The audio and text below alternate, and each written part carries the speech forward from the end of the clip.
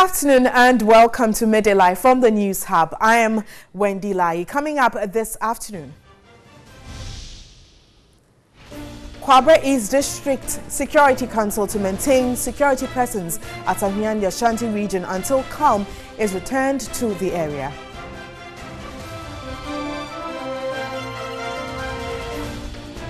Ministry of Agric provides evidence of the 745,000 jobs created in the first phase of the Planting for Food and Jobs program. Also in the bulletin, we'll find out what really is the role of a woman in society.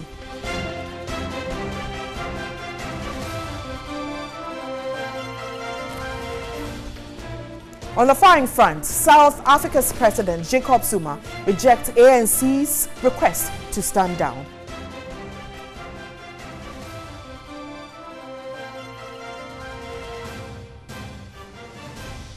So I've got details of these stories and many more lined up. But first, let's focus on the Ministry of Food and Agriculture, where that very ministry has come under pressure to give evidence of the 745,000 jobs it says it has created through its Planting for Food and Jobs program. Press Secretary of the ministry, Isal Hassan, gave a breakdown of the jobs on 3FM's Sunrise. I know that you've been able to create 745,000 jobs. How did you come by that figure, Isa? My brother, it is important to put these figures in its proper perspective so that we can cure, as Kokubaku would say, the mischief. Now, let's do the breakdown right here. Go ahead. These job creation has been put in 12 categories. We're looking at the seeds and fertilizer distribution. If you remember very well, about 162,000 metric tons of fertilizer were distributed. Yes, I remember that. Yes. Now, we should also look at the seed distribution. We distributed 4,400 metric tons.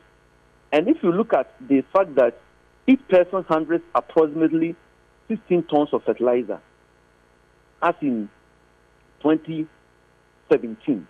Now, if you look at how these fertilizers are handled from the port to the warehouses, to the districts, to the warehouses, the personnel that are there to look at how these fertilizers are shared, how these farmers are registered and all that. You're looking at the breakdown of 9,853. I don't know whether you'll be taking the figures as I mentioned them.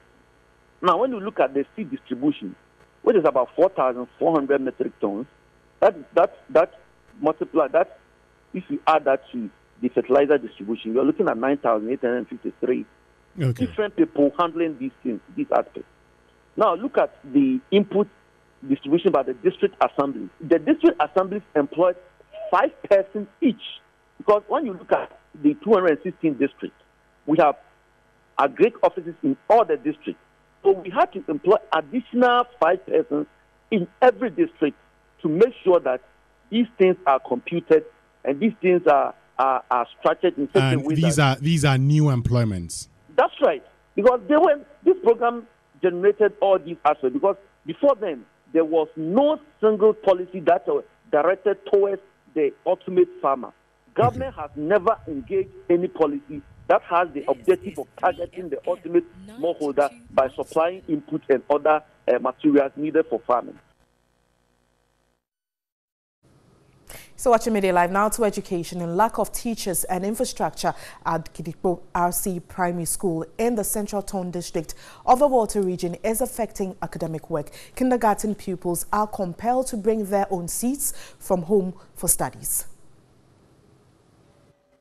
Gidikpo, a suburb of Mafi Kumasi, is a farming community with a population of about 5,000. Development in this part of the Central Town District is poor as residents have no access to any form of improved social amenities. Quality education is a challenge. The Gidikpo DA Basic School is the only school serving the community and other adjoining villages. However, the school lacks teaching staff. The whole school has only 5 teachers who work on rotational basis to ensure each class receives some tuition. Do we like to dance? Yes. So what kind of dance do you want? Or what kind of dance do you perform in Gidikwe Primary School? Supply of textbooks has not been regular, making academic exercise difficult. Upper Primary 5 has a total enrollment of 28 but has only 5 English textbooks, forcing more than 5 pupils to share a textbook. If you come, you will not see any quality textbooks. You will see that the kids are, let's say, classes, they are about 18, but if you come to the class, you see about 5 textbooks. So sometimes when the teacher is teaching, instead of them to give them homework in that books, they will not even get enough textbook to send it to the house. Structure accommodating these pupils are also in poor condition. The school building, when watched from afar, appears to be nice, but within them are deep cracks that endanger the lives of both teachers and pupils. The Parent-Teacher Association provided this shed to accommodate the kindergarten pupils. But even here, inadequate teaching staff has compelled teachers to merge KG 1 and 2. Teachers too are not enough for the school. Right now, the classes teacher is supposed to be in classes, but I move him to KG to go and teach. Sometimes when you come early, you have to teach your class. Then the next lesson, you move to the other classes. Show me your head, oh. This is my head, oh. Show me your eyes, oh. This is my eyes, oh. The KG pupils bring their chairs from home to school daily owing to inadequate chairs and tables. The District Chief Executive for Central Tongue, Thomas Moore Zoria, said the Assembly has plans to solve the challenges. Based on our appeal to the regional director, they have sent more than 60 teachers to us. It has actually reduced the deficit, but still we have to do more than they have done for us. So we are recruiting our own people teachers now from the district. Few have applied already. We will be interviewing them, and the next academic year we'll be posting some people teachers. Some parents are unable to provide the educational needs of their wards, and so some children come to the school barefooted. But education is not the only problem facing the Gidikwe community. Access to health care is a challenge. Construction of a clinic has stalled for more than 3 years. We were told it was started by the former Member of Parliament for the Central Tongue constituency, Joe Gidisu, with the MP's Common Fund. The facility, which comprises of an OPD, consulting rooms, maternity ward, among others, is now deteriorating as all the door frames fixed have rotten. The area unit committee chairman said efforts to get authorities to expedite its completion has yielded no results. As this facility is not okay, when problem occurs, we attend hospital at Mafi Kumasi. There is no vehicle in the community over here. So during those times, we use a motorbike to send the patients to that place, as well as the pregnant women. The district chief executive explains the reason for the delay. The way we saw it, the estimate we did initially cannot solve the problem as it is now. Because initially we thought we could just go and complete it. But having seen or realized these defects, it will not be good for us to actually ignore the structural defect and go and put up the superstructure and roof. No. Goals 3 and 4 of the United Nations Sustainable Development Goals pushes for inclusive education and health for all by 2030. For the people of Gidikwe to achieve these goals, stakeholders would need to commit more resources into providing basic amenities like good schools, complemented by better infrastructure. Long distance trek by pupils in 2 communities in the Central Tongue district of the Volta region has forced many children to drop out of school. Some children have chosen to assist their parents in Gari production.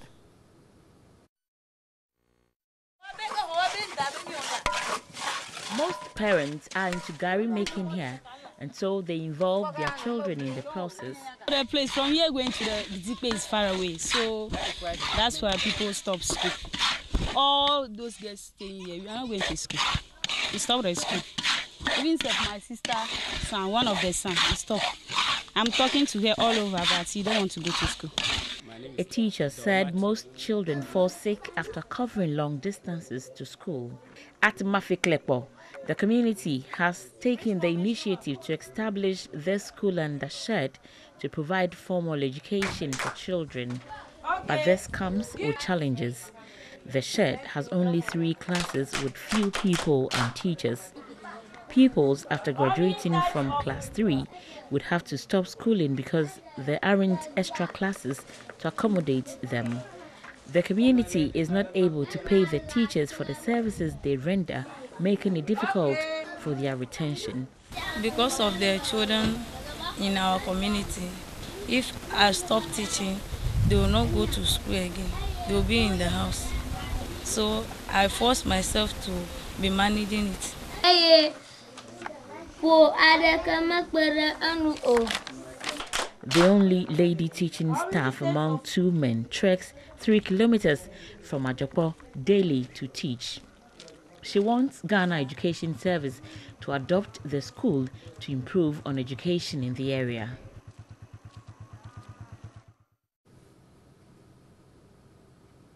We now head to the Ashanti region, away from the Central Region in Education.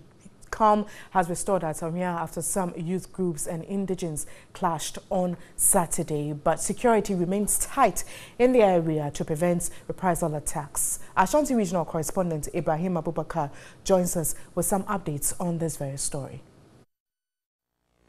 What measures have you now put in place to ensure that we do not witness this field again? As you can see, we still have the police presence here to make sure that we don't have another problem. And behind the scene, we are organizing a series of meetings. As we are speaking, a group is engaging the Zongo leaders and the chiefs of Oha. And this afternoon at 2 o'clock, DASEC is also meeting to take measures as to how best we can control this issue at Oha. Tomorrow, we are also engaging the chiefs and then the Zongo and the stakeholders or the opinion leaders at Oha to see how best we can control this thing. So the place is calm, but we are making sure that doesn't extend to other places. We've been to the school, we've been to the market center and all the other places.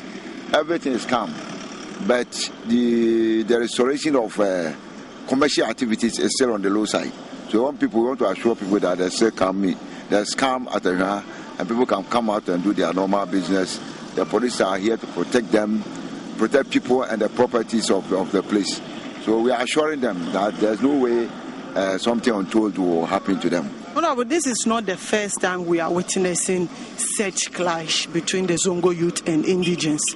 I know you are yet to meet, but you've already met with the leaders of the two groups. What have they been telling you? Previous issues was not as big as we are seeing today. So we are yet to sit down and find a lasting solution to the problem. So our attention now is on what is happening now. If we are able to cool down tempers, we will dig into that and find a lasting solution to the problems that is happening at Oha. So it's normal that some things of that nature happens, but I think it's going too far. So we need to put our heads together and find a lasting solution to the problem. I know you've been touring this area since morning. Apart from low commercial activities, sales going down or commercial activities very slow today, what other things have you observed? I've observed that the attendance at school is very low because some of the parents decide to call their children back from school, but they don't even know what is going to happen. So DASEC is meeting to take measures to let the parents have confidence in whatever is going on here. So we are going to beef up security at those areas also, so that teachers and students over there we will know that they are safe before classes can begin. So we've been there, and the situation is not the best. The attendance is too low. How long will these police personnel going to remain here? That one I can't tell. DISEC will meet, and when we look at the situation, there's a need for us to let them go. We'll do that. But till peace is restored, they will continue to be here. Well, thank you very much. I've been engaging with the DC for Kwabere East, Honorable Osesbe Entry Bonsu. He is also the head of DISEC here. Well, he is assuring parents that their wards will be safe when they bring them back to school. This morning, commercial activity is on the low side, and attendance at school has also dropped because of the incident that happened on Friday. But he said DISEC will be meeting today, and they will ensure that they will deploy policemen at vantage points to ensure that they restore calm and order in the area. We will keep updating on any developments as and when we get new information. But for now, my name is Ibrahim Abubakar, TV3 News in Ghana. All right, so we'll bring you some more updates on that very story in a subsequent bulletin.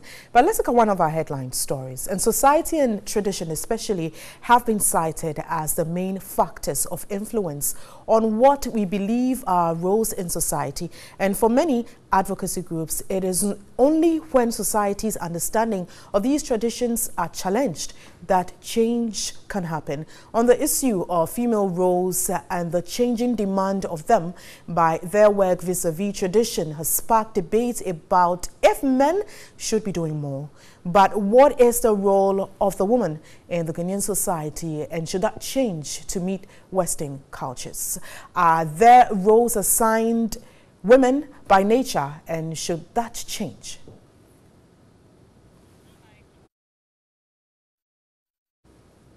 So joining me this afternoon to have a further discussion on this very issue is Efi Plan. She is a gender activist and the founding member of Pepperdam Ministries. Good afternoon, Efi. Good afternoon. And thanks for your time. Thank you for having me. Are we, with what I just, the preamble I just gave, are we looking at tradition and culture? I mean, it's a very blurry situation when you bring in tradition and culture. But and yes, the values of the Ghanaian society. They definitely do play a huge role in establishing gender, in entrenching and establishing gender roles. How? So they do play a role. Well, I mean, that's what forms our socialization, basically. That's the lens with which we look at our environment. And so it really goes a long way. That's the basis. And you believe that there are traditional roles that women play? I mean, yes, there are traditional roles that women have been made to play, or there are roles that women have been brought up to accept as their natural or traditional roles. Like? So let's put it that way. Oh, I mean, just generally domestic affairs and keeping a home. Whenever we use those terms, we're referring to, you know, cooking, cleaning, taking care of everybody else but yourself, you know, and all of those things. So yes. So would you say, and I understand that you're calling these domestic role that women play in their marriages as slavery. Yeah. If is that the case? No. And I think that we need to rehash this point. No member of Pepperdam Ministries has said career women or women who work or women who cook for their husbands as slaves. Nobody ever made the statement. What we are drawing attention to the fact is for women who do this and for men who have women or wives or girlfriends or mothers who do this, they should never use what this image that the women in their lives play as the standard of womanhood. That was the point we were making. And then in the said post that has gone viral, there were other points that were made, and in terms of women putting in place or families putting in place a certain kind of system that even allows women who want to perform these roles function without it inhibiting their career advancement and career choices. All right, let me just hold you there and go on the phone line and speak with Dr. Stephen Afrani. He is a sociologist. Good afternoon, doctor, and thanks for your time. Good afternoon, madam. Okay, please, you'd have to speak up a bit louder for me. Now, there is a conversation against tradition and cultural values in our Ghanaian society in relation to the role women play. Has that changed in any way? It's changing but I think we should allow it to evolve. In that? Changing depending on the social settings that we find ourselves and the kind of occupational dynamics that you have, I mean, among married couples and others. So we don't expect that we maintain what used to be the farming community kind of, or fishing community kind of the role in urban centers like Accra, and they're also among the middle class as against the other. And so it is changing, but I think it is important that we allow it to evolve in its own way. In its own way, meaning? It means I believe that we seem to be rushing society and then prescribing standards for every marriage. Mm. I believe that we have to look at marriage also in their own context. We have to contextualize the marriage depending on what works for what couple. We seem to be offering prescription to every marriages, irrespective of their own circumstances they find themselves. For instance, let me say, if we come to TV3, we have presenters, we have reporters, we have producers, and we have all that. So there can never be a social organization, no matter how small it is, that you will not have a kind of structural statuses and rules. It doesn't mean that when it becomes necessary for one to do the other role, it doesn't work that way. Because, for instance, I come to TV3, and then I expect that when it becomes critical, a producer can stand in, maybe for a presenter, depending on circumstances that we find ourselves. So at any point in time, in social organization, we should be able to know who is doing what. Okay, but when it becomes necessary for the other person whose primary responsibility is not, when it becomes necessary, the person stands in. And I think that is how our relationships have been evolving, rather than what we think has happened somewhere that we want to happen in Ghana. Okay, Doc, Efe, I'll bring you in shortly on your take on what Doctor has said. But, Doctor, so what happens to the traditional role of women, for instance, which has become a hot debate now as we speak in the country? Efe here believes that the image and the role played by women shouldn't be a standard for women. Do you buy that? Well, yes and no. Yes, as I said that, we cannot say that in the social organization like family or marriage institution, you will not know who does what. Okay, you will not know, for instance, who supplies or who is the breadwinner. And you will not know who when it comes in. But it doesn't make you make the statuses stuck. In a sense that when, for instance, the man doesn't have resources, the woman has, and she will not support. Or if the woman is hard-pressed, the man will not also support. Because as we see around, we have many middlemen who are picking and dropping their children, and they are doing this and they are doing that. Nobody is telling them that that is the standard and you mustn't do. But the circumstances itself is bringing the change. See, what we have out there did not just happen because people advocated for it to happen.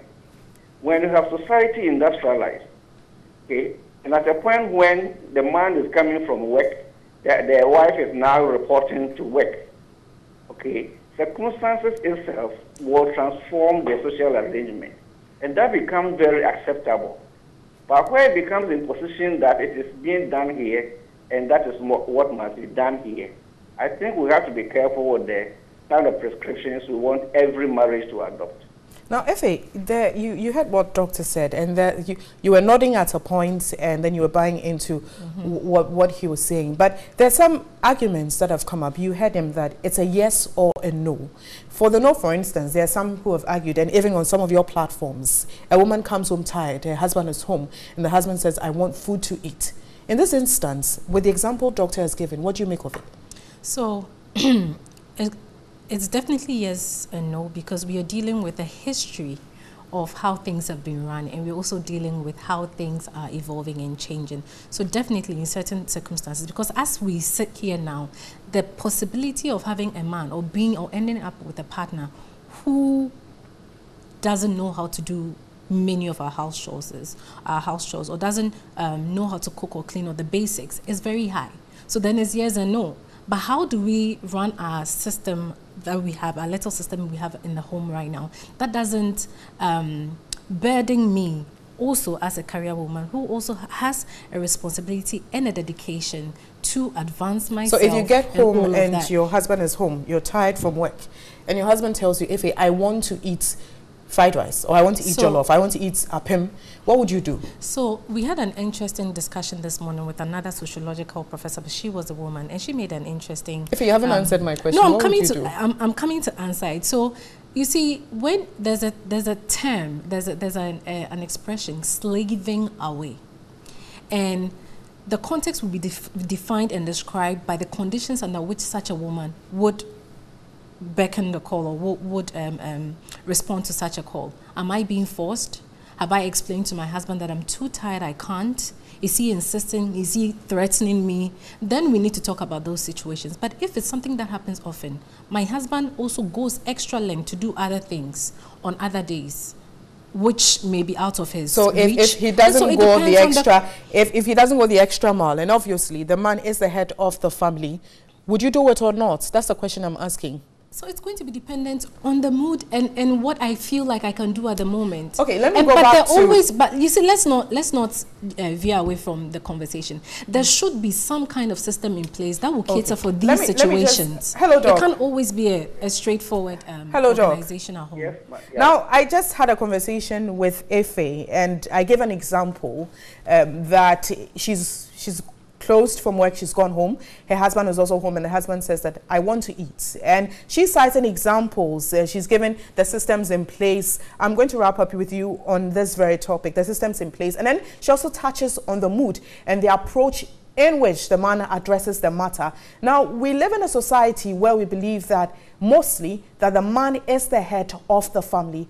What's your take on this, especially with tradition and culture in place? See, that is why I said that, I mean, at any point in time, somebody must be directing affairs. You cannot have a situation where you have no leadership in the unit. So if for any reason the woman will be the head of the unit, that is fine. But you cannot have a headless unit. But in our setting, what we have in place. In our setting as a country and society. And again, what I think we must also talk about, some men may insist because the woman is a career woman, all right, but she may not be contributing as expected. She may be working and be keeping resources to herself. So the man comes and says, well, if you go and I go and we come, and it is me who is providing everything for rent, this and this and that, then I expect that once I have provided the resources, I expect that you also prepare for me to eat. But if we are both sharing, and I know that you go and come bring something to support and I'll also support, I don't see why, if there is something in the house, I cannot volunteer to do. All right, well, thank you so much. So we must understand each other and know that it is not only the woman pushing for her role to be accepted as going through transformation. All the roles are going through transformation. And as I said, we must, as much as we want to prompt it, we must allow the thing to evolve. Because where we have this kind of arrangement, the social system supports it. In our case, we are evolving, we are becoming urbanized, we are evolving. So we must, as much as possible, allow some room for us to get our own unique kind of identity that will also be our own Ghanaian identity.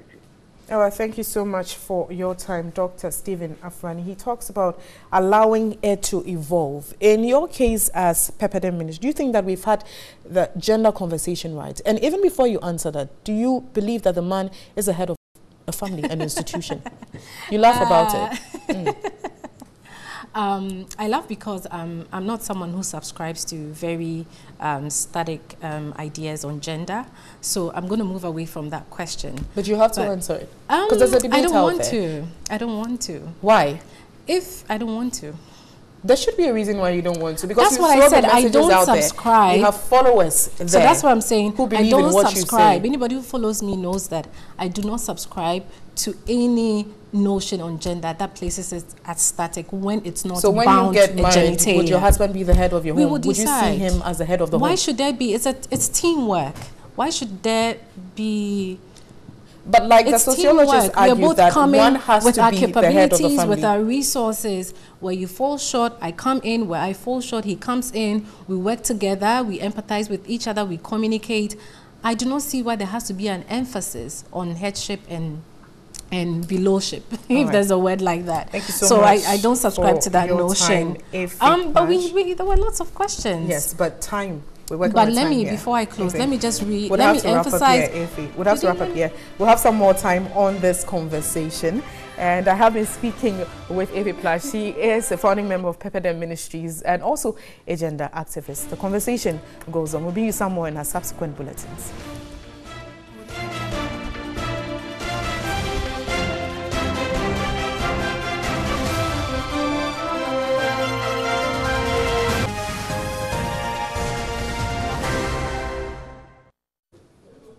Thanks for staying. Let's do business now. And Agricultural Workers Union, GAWU, has challenged government's claim it has created the 745,000 jobs under its flagship program, Planting for Food and Jobs. General Secretary of GAWU, Edward Kaire, who has debunked government's assertion, wants the Ghana Statistical Service to immediately release its figures for verification. This week, government announced that in 2017, it created some 745,000 jobs from its flagship program, Planting for Food and Jobs initiative. The Minister of Food and Agriculture, Dr. Uswefri Akoto, who touted this achievement, said the 745,000 jobs included 200,000 farmers who are already engaged in the sector. Extension services, farmer registration, all these people going around registering farmers for the program, and then the extension services that were engaged, the additional hiring of extension officers and so on. That is formal, because then that's the Ministry of Agriculture employing these and paying them to extend, to provide extension services. But the General Agricultural Workers Union, GAWU, is disputing the figures. General Secretary of GAWU, Edward Kaire, says the government must prove its figures. The 755,000 jobs, we need to know where are those jobs. Jobs are tangibles. Jobs are things you can verify. And in any case, it is even in the interest of government and the ministry to show to Ghanaians where those jobs are. The figures, according to government, were based on the number of additional inputs as well as improved seeds and fertilizers supplied to participating farmers in 2017. GAWU has complained it was not involved in the planning or implementation of the program, hence it cannot independently verify these figures. I would have expected that at the initial stages, institutions like GAWU would have been neck deep in its planning and then policy planning and then implementation. And we have raised issues about the way policies are designed and implemented in this country over the years, because it's like it's the reserve of some particular institutions to make policies and then to implement, and all of us should fold our hands and wait until what they tell us. That should not be. It's a democracy. If we want results, we need to be inclusive. And sometimes the policymakers will tell you that they've done consultations, but you also have to ask the question, who have you consulted? In January this year, when President Akufo-Addo met journalists in Accra, he said government will provide accurate details on the unemployment figures in the country within the next 3 months. That's all for business, but to some other stories. The Minister for Food and Agriculture, Dr. Sagui Bamgani, is nursing ill feeling against the killing of cattle in the Aogo area. Speaking on the sidelines of an agricultural forum to boost productivity in Accra, Dr. Sagui said the act is a setback for animal production. Eva Tibuke's report. The situation currently is really unfortunate because we would want the animals not to be killed. But just as we would want the animals not to be killed, the peace and security of our human beings is paramount, because you must exist to be able to eat and to be able to eat meat. Dr. Sagri Bambangi is advocating a policy which protects animals and ensure peaceful coexistence in cattle production areas, especially in Agogo. Has been a very age-long problem, and it looks like it's worsening day by day because of increase in the number of animals as well as the number of human beings who use these farmlands as against the fixed land that we have. So it's high time for us to be able to develop a comprehensive policy that will guide the activities of crop farmers vis-a-vis the activities of those who rear livestock. He also revealed ahead of the cropping season, government is preparing adequately to contain the fall armyworm, which might resurface. We have teams going around the country training of trainers. We ensured that there were technical people who delivered a lot of information on how the fall armyworm operates and how we can manage it. The Deputy Agriculture Minister hinted training sessions for farmers and other stakeholders on controlling the pests are ongoing. You're still watching Midday Live. Let's head up north. And in the Tamale metropolis, in recent times, has witnessed an increase in armed robbery attacks. To curb the increasing rate of crimes in the metropolis, the Northern Regional Security Council has hit the streets of Tamale with Operation Calm Life to restore the confidence of residents. And our Northern Regional correspondent Zubeida Ismail joins me via Skype. She's been following this story closely to give us some updates. Hello, Zubeida. What does the Operation Calm Life entail? What's the focus of it? Well, the focus of it is to bring an end to security threats in the northern region. Now, when the security issues in the northern region have moved from conflict, which has to do with land or chieftaincy issues, to armed robbery, where residents on weekly basis encounter armed robbery attacks, and these robbery attacks actually leave either one or two persons dead each week. And that is why the Regional Security Council thinks that it is wise to come together with all the forces, with all the machineries, and hit the street and send a signal to these perpetrators of these crimes that the Security Council is not weak and that it is ready to go and act.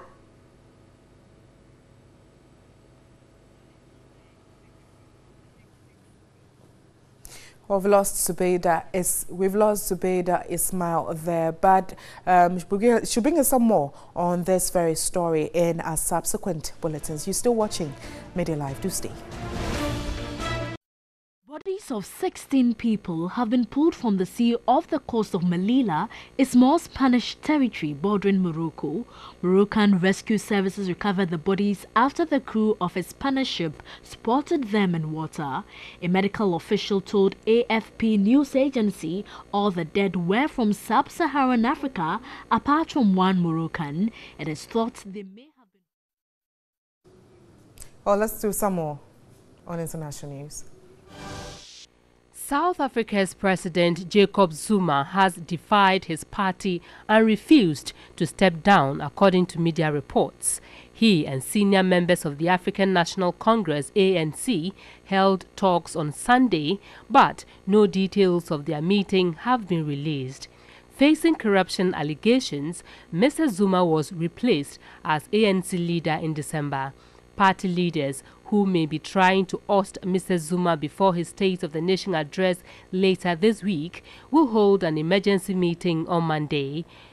An opposition leader, Julius Malema, and former ANC member said on Twitter that Mr. Zuma has been asked to stand down but had refused. One of the world's leading investigators into the illegal trade in ivory and rhino horn has been killed in Kenya. Esmond Bradley Martin, 75, was found with a stab wound in his neck at home in the capital Nairobi on Sunday. The former UN Special Envoy for Rhino Conservation was known for his undercover work establishing black market prices. The US citizen had recently returned from a research trip to Myanmar. Bradley Martin was in the process of writing up his findings when he died, according to the BBC. The sole surviving suspect from the 2015 Paris terror attacks is refusing to speak any further in a Belgian court where he is on trial over the gunfight that led to his arrest. Salah Abdeslam has said he will not respond to questions from the judge. "My silence does not make me a criminal. It's my defense," he said. Abdeslam, 28, claimed the Muslims were judged mercilessly and said he was placing his trust in Allah and the Prophet Muhammad. He urged the judges to consider scientific and tangible proof when ruling on his case, saying they would otherwise give up their function to the media. Next, we have entertainment. Entertainment news is brought to you by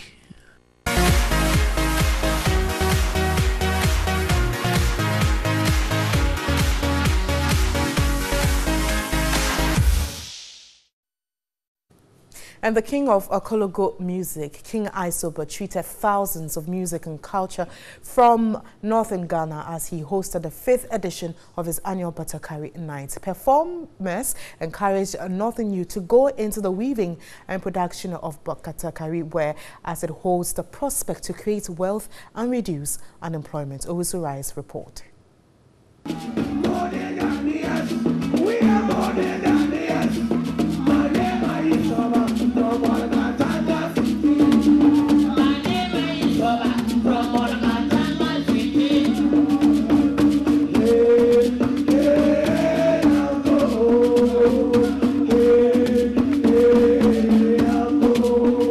And that sets the tone for the show. Batakari Night is an annual celebration of music and culture from northern Ghana with performances from the king of Kologo music, King Isoba, and his friends.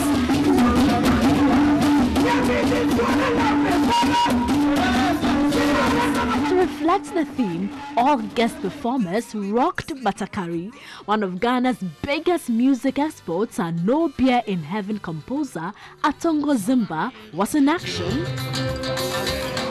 In heaven, there is no beer. You better drink the beer. That is why we've been drinking all the beer. Multiple award-winning songstress and proud northerner, Uyala was on hand to entertain patrons. Other performers included Yapono and Kokese.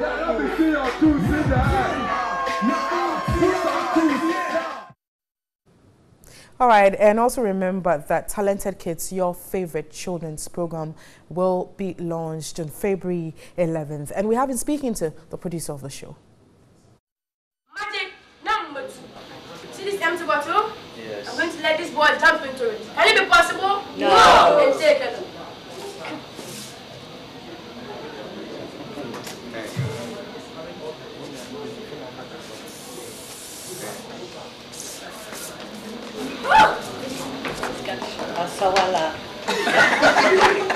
The question everybody will ask is, how did he get there? Magic number 3. The countdown for the start of the 9th edition of Talented Kids is on. 24 talents have been shortlisted after an intensive audition process.